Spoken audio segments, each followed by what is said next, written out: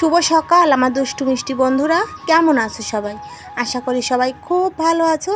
আমরাও কিন্তু ঠাকুরের আশীর্বাদে আর তোমাদের ভালোবাসায় বেশ ভালোই আছি। বাংলাদেশের বাগেরহাট জেলার ছোট্ট একটা গ্রাম থেকে আমি সুপ্রিয়া চলে আসলাম আরও একটা নতুন ভিডিও নিয়ে। আশা করি তোমরা আমার সঙ্গে থাকবে, ভিডিওটা জুড়ে থাকবে। অবশ্যই তোমাদের ভিডিওটা একটু হলেও ভালো লাগবে। সকাল সকাল দেখো, ঘুম থেকে উঠে আমি একটু উঠোনে গোবর দিয়ে দিচ্ছি। আর গোবরটা কিন্তু আমি মাঝে মধ্যেই দিই, প্রতিদিন আমার গোবর দেওয়া হয় না। কারণ তো সকাল সকাল ভাত রান্না করতে হয়, ঘুম থেকে উঠেই আমি ভাতটা বসাই। প্রতিদিন কিন্তু গোবরটা আমি দিতে পারি না। আর আজকে না, আর গোবরটা কিন্তু আমি আরও সকালে দেই। আর আজকে তো একটু ভিডিও করার ইচ্ছা ছিল, তাই আমি একটু বেলা করে আর কি গোবরটা দিলাম। যাই হোক, তারপর দেখো গোবর দিয়ে দিয়েছি। এখন উঠোনটা ঝাড় দেয়নি, ঘরের কাজকর্মগুলো কমপ্লিট করে তারপর উঠোনটা ঝাড় দেব। আর কি জানো বন্ধুরা, আজকে আমি ভীষণ খুশি। এই খুশির কারণটা তোমাদের অবশ্যই আমি শেয়ার করব।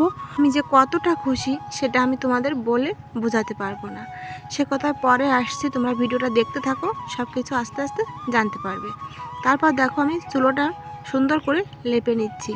সকালে ঘুম থেকে উঠে সবার প্রথম আমি রান্নাঘরে যদি আমার কোনো এঁঠো বাসন থাকে সেগুলো বাইরে বের করে রাখি, সেগুলো কলপাড়ে রেখে, আর মাঝে মধ্যে তো রাত্রে আমি বাসন ধুয়েই রাখি, বেশিরভাগ দিন ধুয়েই রাখি। যেদিন বেশি ঠান্ডা পড়ে সেদিন আর ধুই না।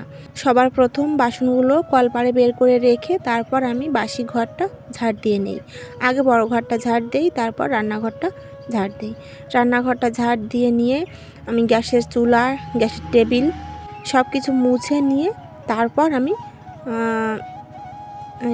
চুলোটাও লেপে নিই, বাসি ছাই ফেলে চুলোটা লেপে নিই। তারপর আমি ভাত বসাই। এটাই আমি সকালবেলা কিন্তু প্রতিদিন করি। আর দেখো, চুলোটা কিন্তু আমি সুন্দর করে লেপে নিচ্ছি। সবাই আমার চুলোটা দেখে খুব সুন্দর বলে তোমার চুলোটা খুব সুন্দর। হ্যাঁ, আমারও খুব ভালো লাগে আমার চুলোটা, কিন্তু আমার কাছে একটু ছোট হয়ে গেছে। আমাদের বাড়িতে কিন্তু মাঝে মধ্যে অনেক লোকের রান্না করা হয়, যেমন এই যে কয়েকদিন আগে ধান লাগানো হলো, তখন কিন্তু 10-12 জনের রান্না আমার এই চুলোই করতে হয়েছে। তখন কিন্তু আমার একটু ছোট হয়ে যায় চুলোটা, তখন মনে হয় একটু বড় হলে আমার রান্নাটা আর একটু তাড়াতাড়ি হতো।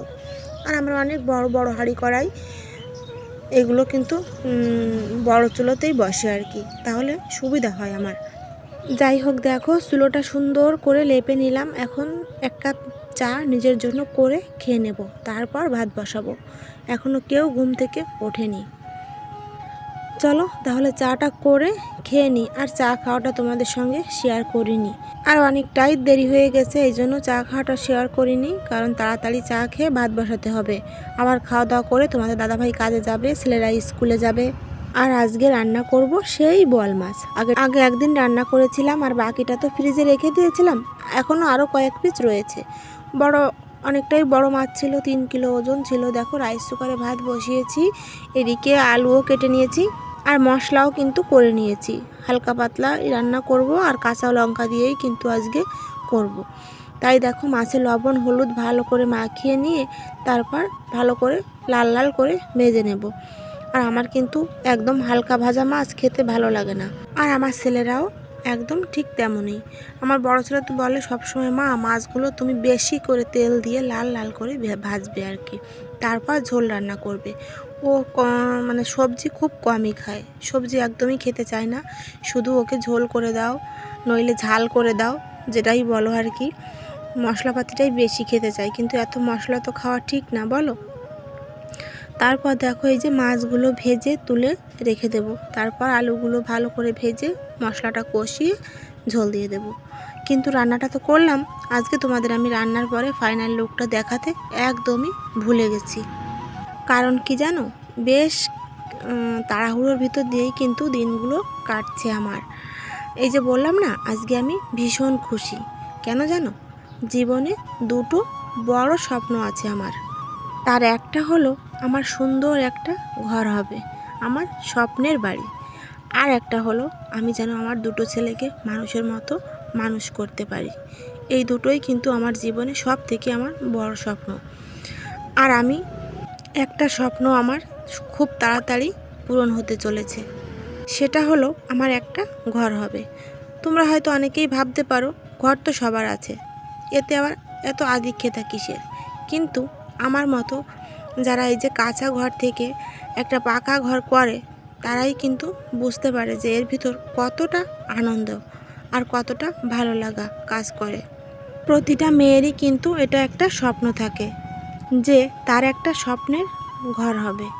বলতে পারো আমারও সেই স্বপ্নটা পূরণ হতে চলেছে। বলতে পারো স্বপ্ন পূরণের প্রথম পদক্ষেপ আজকে আমার। কারণ আমরা তো ঘর করব, কিন্তু আজকে ইটের গাড়ি আসতে চলেছে। আজকে থেকেই কিন্তু আমার স্বপ্ন পূরণের লক্ষ্যের দিকে এগোতে শুরু করলাম। আর আমার এত বড় একটা খুশির খবর আমার বন্ধুদের জানাবো না, তা কি কখনো হয়? কি বলবো বন্ধুরা, আমি যে কতটা খুশি সেটা তোমাদের বলে বোঝাতে পারবো না। আর এই খুশির মাঝেও অনেক দুঃখ কিন্তু লুকিয়ে আছে, সেটা আমি কারোর সঙ্গে শেয়ার করতে পারি না।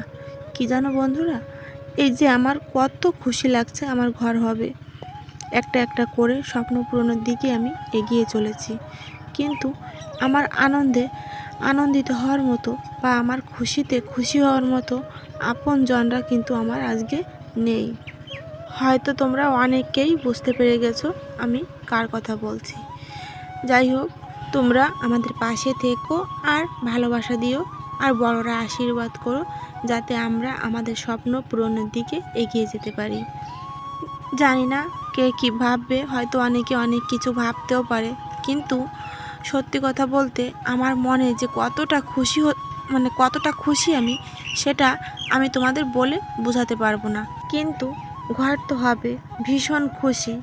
কিন্তু আমাদের মতো মধ্যবিত্ত পরিবারে এমন একটা ঘর করতে গেলে কিন্তু প্রচুর ব্যয়বহুল ব্যাপার। তাই আমরা আস্তে আস্তে একটু একটু করেই স্বপ্ন পূরণের দিকে এগোবো।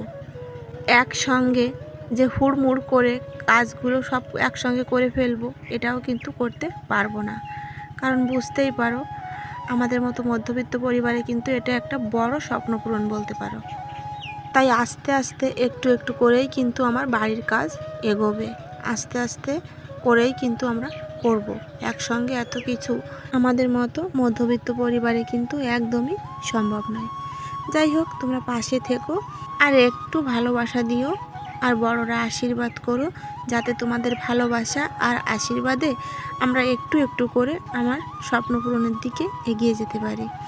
তারপর দেখো চলে আসলাম বিছানাটা গুছিয়ে নিতে। বিছানাটা গুছিয়ে নিয়ে তারপর আমি স্নান করে নেব। আর স্নান করে তো খাওয়া দাওয়াও করে নেব, কিন্তু সেটা আমি তোমাদের সঙ্গে শেয়ার করতে ভুলে গিয়েছিলাম। তারপর চলে আসলাম দেখো একদম বিকেলবেলা। এই যে বাড়ির সামনে চলে এসেছে ট্রাক ভর্তি ইটের গাড়ি, এখন এই ইটগুলো নামানো হবে। তারপর দেখো এই যে রাস্তায় যে আমাদের বেড়া দেওয়া আর কি, বেড়াটা কিন্তু খুলে ফেলা হবে, নইলে তো ইটগুলো কী করে রাখবে বলো। তাই এই যে আমাদের বাড়ির যে দাদা বেড়াটা একটু খুলে দিল। আর তোমরা তো সব সময় বলো দাদাভাইকে দেখতে চাও অনেকেই, আজকে পিছন থেকে একটু না বলেই তোমাদের দেখিয়ে দিলাম। এই যে দেখো পিঙ্ক কালারের জামা পরে আছে, ওইটাই কিন্তু তোমাদের দাদাভাই। যাই হোক, দেখো ইটগুলো কিন্তু নামানো সব কমপ্লিট, গাড়ি কিন্তু চলেও গেছে। এই যে দেখো অনেক ইট, কিন্তু এগুলো সব কুয়ার ইট আর কি, ঢালাই দেওয়ার জন্য যে কুয়াগুলো তৈরি করা হয় সেই ইট। আরও অনেক ইট আসবে। আর একটা ঘর করতে গেলে কত কী লাগে সে তো সবাই জানো, কেবল তো মাত্র শুরু। চলো সব কিছু তোমাদের সঙ্গে শেয়ার করব, আমার ভালো মন্দ সব কিছুই আমার বন্ধুদের সঙ্গে শেয়ার করি, তাহলে এটা কেন শেয়ার করব না বলো। ঘরের কাজ শুরু হতে কিন্তু এখনও 18-20 দিন বাকি আছে। যাই হোক, সব কিছু তোমাদের শেয়ার করব। আর ঘরটা কিন্তু এইখানেই হবে। এই যে দেখো মুরগির ঘর আছে আমার, ওই ঘরটা কিন্তু ওখানে থাকবে না, সরিয়ে ফেলা হবে, মানে সব কিছু সরিয়ে ফেলা হবে। এই সাইডেই ঘরটা হবে আমার, এই যে রাস্তার দিকে মুখ করে আর কি। ঠিক আছে, আস্তে আস্তে তোমরা দেখতে থাকো, সব কিছু তোমরা জানতে পারবে। তারপর দেখো চলে আসলাম সন্ধ্যাবেলা, রাতের জন্য করব সেদ্ধ ভাত। এই যে সিম আলু সেদ্ধ দেবো এখন, আর দুধ তো আছেই তোমরা জানো। আর খাওয়ার সময় তেলাপিয়া মাছ ভাজি করেছিলাম, কিন্তু তোমাদের সঙ্গে শেয়ার করিনি। চলো তাহলে আজকের ভিডিওটা এখানেই শেষ করছি, দেখা হবে তোমাদের সঙ্গে নতুন একটা ভিডিওর সঙ্গে নতুন একটা সকালে। সবাই ভালো থেকো, টাটা।